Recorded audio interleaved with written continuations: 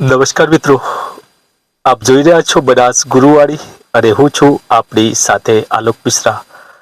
મિત્રો, સમગ્ર ગુજરાત રાજ્યની અંદર 1 સપ્ટેમ્બર 2025 લઈને જે માનનીય સુપ્રીમ કોર્ટનો ચુકાદો આવ્યો છે, એટલે કે જે તમામ શિક્ષકો છે એનસીટીની જે ગાઈડલાઈન છે એ મુજબ ટેટ પાસ કરવી ફરજિયાત છે અને જો ટેટ પાસ નહીં કરે તેમને કોઈ પણ પ્રકારનું પ્રમોશન પણ મળવા પાત્ર નથી અને ટેટ પાસ કરવાની જે સમય મર્યાદા આપવામાં આવશે એ સમય મર્યાદાની અંદર જો ટેટ પાસ નહીં કરે તો નોકરીમાંથી પણ હાથ ધોવા પડી શકે છે. મિત્રો, શું છે મહત્વની જાણકારી અને સરકાર શ્રીનો જે મહત્વની ગાઈડલાઈન આવી છે, એટલે કે એનસીટીએ જે ભરતીના નિયમોની ગાઈડલાઈન મુજબ ભરતી કરી છે, આરટી એક્ટ મુજબ ભરતી થયેલી છે, જે 2011 પછીના જે શિક્ષકો ભરતી થયા છે એમના માટે ટેટ પાસ ફરજિયાત કરાવાઈ છે અને એના પછી જ મેરિટના આધારે ભરતી કરવામાં આવી છે. પણ 2011ના પહેલા જે શિક્ષકો ભરતી થયા છે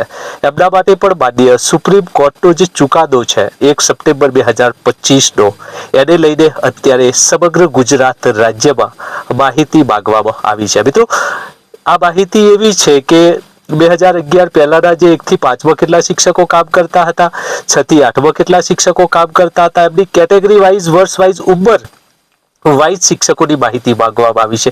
તો મિત્રો, આવું કેમ બની રહ્યું છે ને શા કારણે બની રહ્યું છે ને શું ભવિષ્યમાં આ વિશે નિર્ણય થવાનો છે, મિત્રો જોઈશું આ ચેનલ ઉપર, આપણા સૌની ચેનલ બનાસ ગુરુવાળીમાં.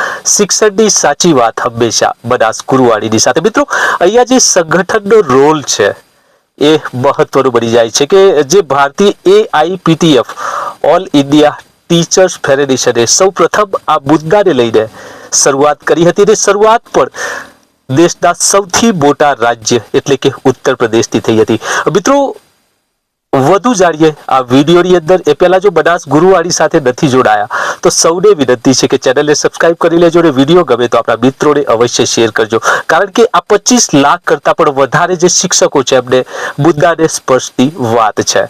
તો શરૂઆત કરીએ કે 1 સપ્ટેમ્બર 2025ના રોજ માનનીય સુપ્રીમ કોર્ટનો જે ચુકાદો આવ્યો અને આ ચુકાદાની અંદર એવું કહેવામાં આવ્યું કે 2011ના પહેલાના શિક્ષકોએ પણ ટેટ પાસ કરવી ફરજિયાત છે. એટલે કે જે એનસીટીની ગાઈડલાઈન છે એ ગાઈડલાઈનની અંદર જે આરટી એક્ટ છે એની અંદર જે 23(1) મુજબ જે ભરતીની પ્રક્રિયા છે, તમામ જે શરતો છે એ શરતો ક્યાંક એની અંદર વિસંગતાઓ કે એનસીટીની જે ગાઈડલાઈન છે એની અંદર પણ હોઈ શકે છે, પણ જે ભરતી થઈ, જે એમેન્ડમેન્ટ થયા અને 2011 પછીના શિક્ષકો માટે ટેટ પરીક્ષા ફરજિયાત પાસ કરાઈને 2017નું જે એમેન્ડમેન્ટ આવ્યું છે એની અંદર તમામ શિક્ષકોએ ટેટ પરીક્ષા પાસ કરવી ફરજિયાત છે. મિત્રો, અહીંયા વાત એ નથી કે જે ગાઈડલાઈન છે એ જ્યારથી એનસીટીએ અમલમાં મૂકી છે, એટલે કે 2011ના પહેલાના જે શિક્ષકો હતા એમની ભરતી અને લાયકાતની જે પ્રક્રિયા હતી એનસીટીની ગાઈડલાઈન 2001 મુજબ એ તમામ પ્રક્રિયાઓ પરિપૂર્ણ કરે છે. તો જે ટેટ પાસ કરવાની પ્રક્રિયાને લઈને, આ મુદ્દાને લઈને જે સંગઠન છે એ અત્યારે જોડાયા છે. તો ગુજરાતમાં પણ અત્યારે એ તમામ શિક્ષકોની માહિતી માંગવામાં આવી રહી છે. મિત્રો, જાણતા હશો કે આ માહિતી કેમ માંગવામાં આવી રહી છે.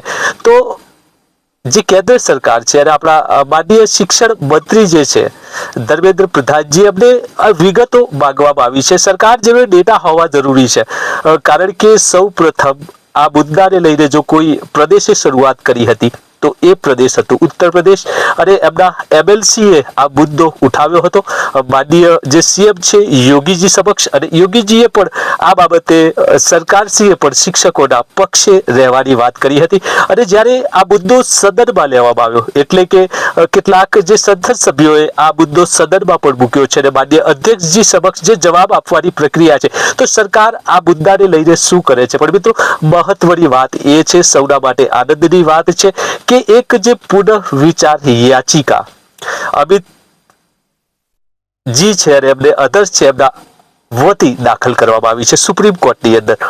25 લાખ શિક્ષકોને સ્પર્શતો આ મુદ્દો અત્યારે વિચારાધીન છે સુપ્રીમ કોર્ટની અંદર. તો સરકાર હંમેશા શિક્ષકોના સાથે રહી છે આવનાર જે પણ સમય હોય, કારણ કે જો સરકાર પણ સમજે કે શિક્ષકો દેશ માટે કેટલું કરી રહ્યા છે, તો આ વાત ચોક્કસ જે બજેટ સત્ર શરૂ થશે એની અંદર પણ આ મુદ્દાને લઈને પ્રશ્નો સદનમાં પૂછવામાં આવશે. એટલે જે અત્યારે જે માહિતી માંગવામાં આવી છે એ માહિતી આને લઈને જ માંગવામાં આવી છે અને પુનર્વિચાર યાચિકાનો મુદ્દો પણ માનનીય સુપ્રીમ કોર્ટ સમક્ષ મૂકવામાં આવ્યો છે અને ઘણા બધા શિક્ષકોએ આ ભેગા થઈને અત્યારે આ પુનર્વિચાર યાચિકા જાહેર કરી છે. મિત્રો, આપ સૌ પણ જાણતા હશો કે જે આ લડાઈ છે ટેટ અનિવાર્યતા છે, કારણ કે ટેટ ફરજિયાત કરાઈ છે અને જ્યારે જે શિક્ષકો ભરતી થયા છે ત્યારે આવી કોઈ પણ પ્રકારની જે ટેટ ફરજિયાતની કોઈ પણ જોગવાઈ એ વખતે નથી. છતાં પણ અત્યારે એનસીટીએ જે એમેન્ડમેન્ટ રજૂ કર્યું છે એના મુજબ જે સુપ્રીમ કોર્ટે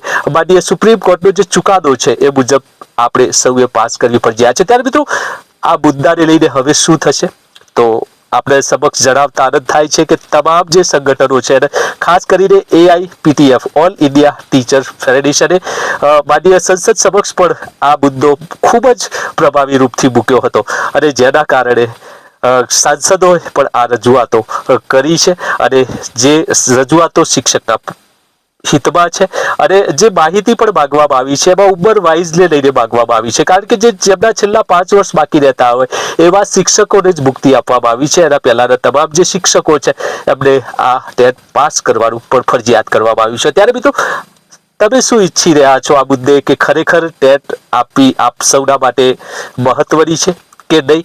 પણ જે ચુકાદો આવવાનો છે પુનર્વિચારમાં એમાં માનનીય ન્યાયાલય સમક્ષ જે આપણા અધિવક્તાઓ છે, જે ટીમ છે, એ જે મુદ્દો સુસંગત છે RT એક્ટને લઈને 23(1), 2 અને 3ની જે કલમ છે એ મુજબ આ મુદ્દાઓ ઉપસ્થિત થવાના છે અને સરકાર પણ જ્યારે સદનમાં આની વિશે જવાબ માંગવામાં આવશે ત્યારે પણ જે માહિતી છે એ ક્લિયર કટ ડેટા તમામ રાજ્યો જોડે માંગવામાં આવ્યો છે અને કેટલાક રાજ્ય સરકારો તો આ મુદ્દાને લઈને પણ ખૂબ જ શિક્ષકોના પક્ષે છે. તો જ્યારે પણ આ મુદ્દાની વાત આવે છે, શિક્ષકોના મુદ્દાની વાત આવે છે, ત્યારે આપણી ચેનલ ઉપર આપણે આપ સૌ સમક્ષ સાચી માહિતી મૂકવાનો પ્રયાસ કરીએ છીએ. તો મિત્રો, આ હતી મહત્વની વાત. પુનર્વિચાર યાચિકા દાખલ કરી દેવામાં આવી છે. અત્યારે ગુજરાત રાજ્યની અંદર પણ આપણા શિક્ષણ વિભાગ, રાજ્ય સરકારે શિક્ષકોની માહિતી માંગી છે.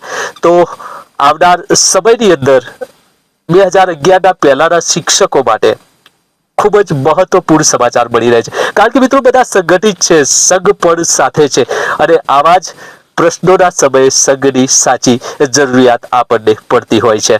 તો છતાંય આ બાબતે આપ પણ કંઈક વિચારતા હોય, આપની પણ કોઈ નવીન મુદ્દાને લઈને કોઈ કોમેન્ટ હોય તો મારા કોમેન્ટમાં કરતા રહેવા વિનંતી છે, કારણ કે ફરીથી મળીશું આ મુદ્દામાં વધુ કંઈક ચર્ચાને લઈને.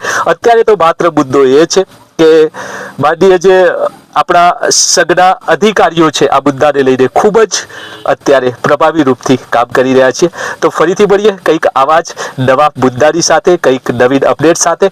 જય હિન્દ, જય ભારત, વંદે માતરમ. ફરીથી મળીએ નવા વિડીયો સાથે, નવી માહિતી સાથે.